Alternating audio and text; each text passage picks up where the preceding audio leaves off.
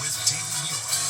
Good evening. We have several breaking stories as we come on the air tonight. The Michigan head football coach fired and now word of this arrest and new allegations, what we've learned. But we do begin tonight here with the state of emergency in Washington state. Look at the pictures coming in, catastrophic flooding. Up to 100,000 people have been told to be on alert to evacuate at a moment's notice. Raging waters, entire neighborhoods underwater tonight. Hundreds of National Guard members now activated. Navy Black Hawk helicopters making water rescues. Another chopper was seen saving 2 drivers trapped in the rushing waters, airlifting them to safety. Tonight, we're also tracking a new Clipper system moving from Montana all the way to the East Coast. Dangerous driving in the Northeast. The school bus on its side in Vermont, trouble landing at the Rochester, New York airport. And with this storm, a new Arctic blast, wind chills below zero from Minnesota all the way to New York and right up to Maine. But we do start here with this emergency unfolding. ABC's Trevor Ault on the scene for us in Washington state tonight. Tonight, rivers raging out of their banks across the Pacific Northwest. 100,000 residents warned to be ready to evacuate. More than a foot of rain already, and multiple rivers in Washington are in major flood stage. Look at Issaquah Creek racing into the parking lot of this apartment complex here. Emergency workers came in after midnight to get everybody evacuated because the water level was rising so quickly. Not far from here, first responders from Eastside Fire and Rescue and a Navy chopper working to save 2 drivers caught in the rapids, one of them found clinging to a tree. Blackhawks also making rescues. Swift water teams fanning out all across the impacted areas. If you have instructions to evacuate from your local authorities, please evacuate. Residents sandbagging along the Green River. Michael Patak and his brother using heavy equipment. We're just trying to build a wall, like a little island perimeter around the property here, to keep the water out from the house. And as rivers rise in the west, new rounds of snow slamming the Midwest and Great Lakes. Planes struggling to land in Rochester, New York. Some spots there could get up to a foot of snow in the next 48 hours with sub-zero wind chills right behind it. And David, look at the Snohomish River raging here. They had built 33-foot levees to contain it. It just climbed over the top of them as it shattered its record-high water level. Some rivers in Washington won't even crest until tomorrow, and then even more rain is coming on Sunday. David, just awful scenes coming in from Washington. We're thinking about all those families. Trevor, thank you. Let's get right to meteorologist Danny Beckstrom from WABC back with us again tonight. Hi, Danny. Hi, David. This is what we're looking at tonight. The next round of rain moving into the Pacific Northwest Sunday night into Monday. Totals won't be as significant, but any additional rain could quickly swell rivers again and trigger more flooding. In the east, cold and blustery conditions fueling heavy lake effect snow across western New York and Pennsylvania, while a Clipper system brings accumulating snow and slick roads to parts of the Midwest and Appalachians through tonight. Behind this, a big Arctic blast for the weekend. Wind chills dipping below zero from Minneapolis to Chicago Saturday and Sunday. It'll feel like the teens here in New York City Friday morning, getting even colder for the I-95 corridor by Monday. David? All right, Danny Beckstrom with us tonight. Danny, thank you. Tonight, the stunning turn here after Michigan head football coach Sherrone Moore was fired. Now we've learned he has been arrested amid new allegations against him. Here's Whit Johnson tonight. Tonight, the stunning fall from grace for University of Michigan head football coach Sherrone Moore, now under arrest on allegations of assault just hours after being fired from the top job. Police responding to a call yesterday afternoon in the Pittsfield Township area, where they say a suspect was taken into custody, adding the incident does not appear to be random in nature. This dispatch audio seeming to match the location of the alleged assault at the home of a University of Michigan employee. There's a male at the location and the house attacking her. It's been stalking her for months. Dispatchers also heard saying the man threatened to harm himself before fleeing the scene. They're also advising when he left the location on their call, he walked out with several knives. Yesterday, before his arrest, the University of Michigan announcing in a statement it had fired the 39-year-old married father of 3 with cause effective immediately after the school says he allegedly had an inappropriate relationship with a staff member, saying UM maintains zero tolerance for such behavior. And David, an attorney for Moore, has stated he has no comment. So far, Moore has not been charged. He remains in custody and is expected to appear in court tomorrow. David? Whit Johnson with us here tonight. Whit, thanks. Next tonight, the suspect charged with murdering Charlie Kirk was in court today. Tyler Robinson seen smiling with his lawyers. What played out in that courtroom and the requests from the defendant's lawyers. Here's Jonathan Carl. Court is now in session. Tonight, the first in-person court appearance of Tyler Robinson, the 22-year-old man who allegedly murdered Charlie Kirk while he was speaking at a college campus in Utah. Not counting gang violence. Dressed in a light blue shirt, a patterned tie, and wearing shackles, Robinson seemed at ease as he conferred with his lawyers, at one point smiling. I recognize Mr. Robinson in the courtroom. Also in court, Robinson's brother and his parents, who had convinced the accused killer to turn himself in. Today's hearing, Robinson's lawyers asked the judge to remove cameras from the court, though Kirk's widow, Erica, says the trial is something the world should see. There were cameras all over my husband when he was murdered. There have been cameras all over my friends and family mourning. There have been cameras all over me, analyzing my every move, analyzing my every smile, my every tear. We deserve to have cameras in there.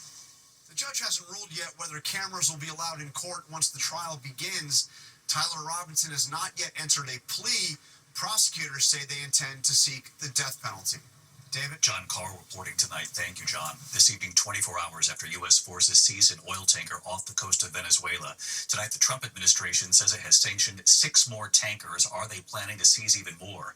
And President Trump saying just moments ago when talking about the strikes on alleged drug boats that, quote, it's going to be starting on land pretty soon. Here's Martha Raddatz.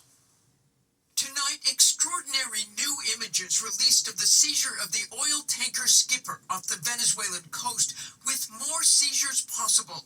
The U.S. now sanctioning 6 additional tankers they claim are carrying oil from Venezuela. We're not going to stand by and watch sanctioned vessels sail the seas with black market oil. An elite Coast Guard tactical operations unit rappelling onto the deck of the tanker from U.S. Navy helicopters, with guns drawn, spreading out to clear and search the tanker. Sources telling us there was no resistance from the crew and no injuries. Officials say that tanker was transporting sanctioned oil from Venezuela and Iran as part of an illicit oil shipping network supporting foreign terrorist organizations, and is now being guided to a U.S. port. The United States currently has a full investigative team on the ground on the vessel, and individuals on board the vessel are being interviewed. The Navy helicopters which swarmed the tanker and ferried the Coast Guard unit took off from the aircraft carrier USS Gerald Ford in the Caribbean, part of the massive buildup of U.S. forces, some 15,000 now in the region. And David, all of this is meant to pressure Venezuela's President Maduro, who is calling the seizure of the tanker an act of international piracy. But those seizures, like the boat strikes, are likely to continue, with President Trump, as you said, saying just moments ago that strikes on land are going to be starting pretty soon. David? Martha Raddatz on this all week long for us. Martha, thank you. Tonight, a massive gas explosion leveling multiple homes in Hayward, California. This is outside Oakland. There are reports tonight of multiple injuries. Here's Melissa Adam from California. Tonight, a catastrophic gas explosion rocking a neighborhood in Hayward, California, just outside of Oakland. Debris shooting into the sky. This worker ducking for cover. At least 6 people injured, 3 seriously, 2 more still unaccounted for. We have what appears to be multiple patients. Brittany Maldonado's doorbell camera capturing the explosion. Everything just shakes, and when we watched our camera, it was like a bomb went off. The massive blast destroying at least 2 homes and damaging others. My roof collapsed on me, and I was in bed. Authorities say a construction company hit a gas line early this morning, which exploded 2 hours later. What we're going to do is spend the next several hours combing through the debris, making sure there's no more fire. David, the gas company was on scene when the explosion occurred. An urgent investigation is now underway. David? Melissa Adam with us. Melissa, thank you. We turn now to the cost of health insurance here in the U.S. The battle on Capitol Hill, 2 bills failing to pass the Senate on this. More than 20 million Americans are now set to see their insurance premiums skyrocket. And today the White House was asked, where is President Trump's health care plan? Here's Mary Bruce.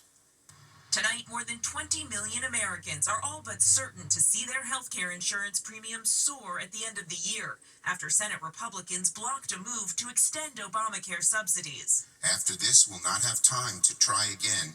before premiums shoot through the roof. But Republicans refusing, saying the whole healthcare system needs to be overhauled. Democrats' so-called plan is a 3-year extension of the status quo.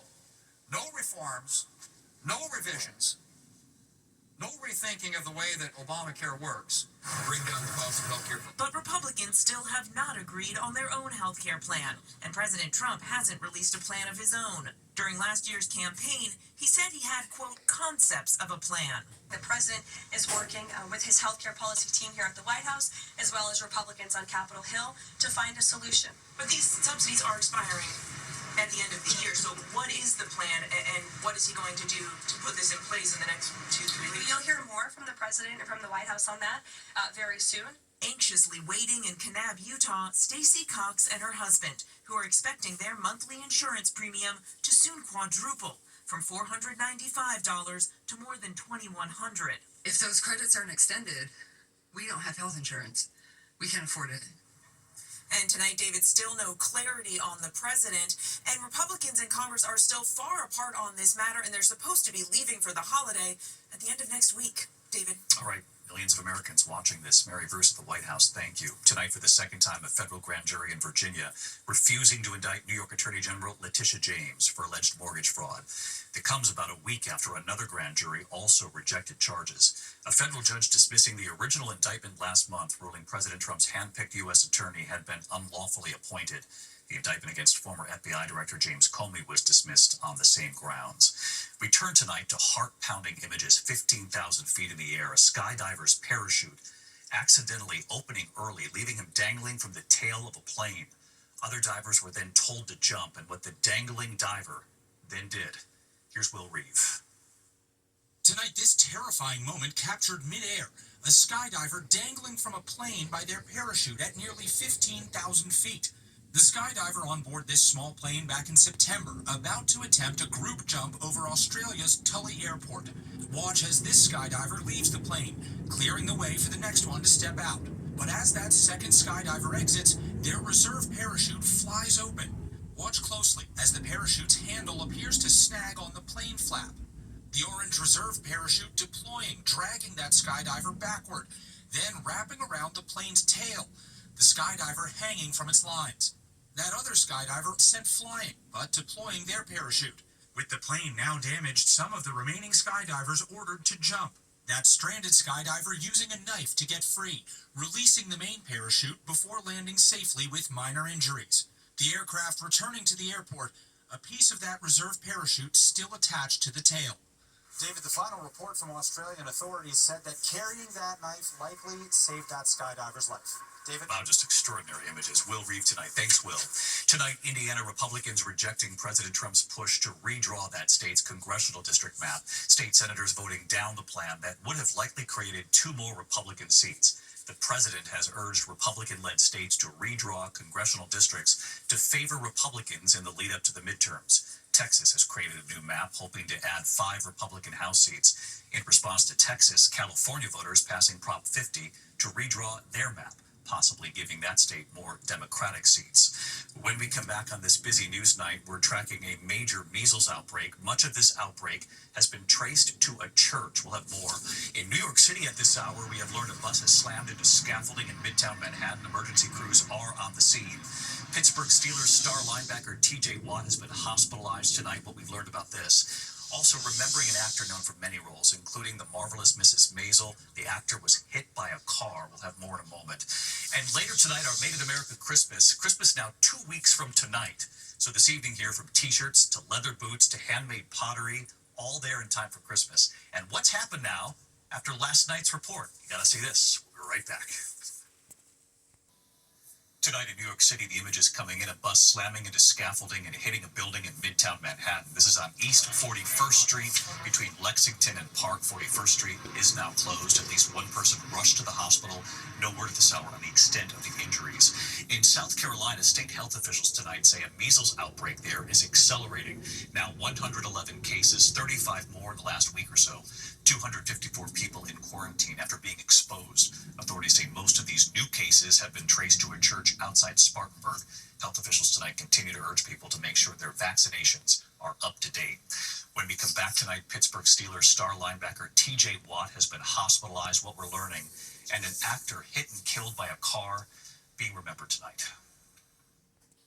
To the index of other news tonight, Pittsburgh Steelers star TJ Watt has been hospitalized tonight. The Steelers say he's undergoing medical evaluation after experiencing discomfort at practice yesterday. Sources also tell ESPN that Watt also experienced some sort of a lung injury during treatment at the team's facility before being taken to the hospital. Tonight, the Steelers say they're unsure if Watt will play Monday night. We do have a passing to note tonight. Actor Wen Alton Davis, known for numerous roles, including as a police officer in The Marvelous Mrs. Maisel, has died, hit by a car in New York City. The driver did remain at the scene. No arrests have been made. Wen Alton Davis was just 60.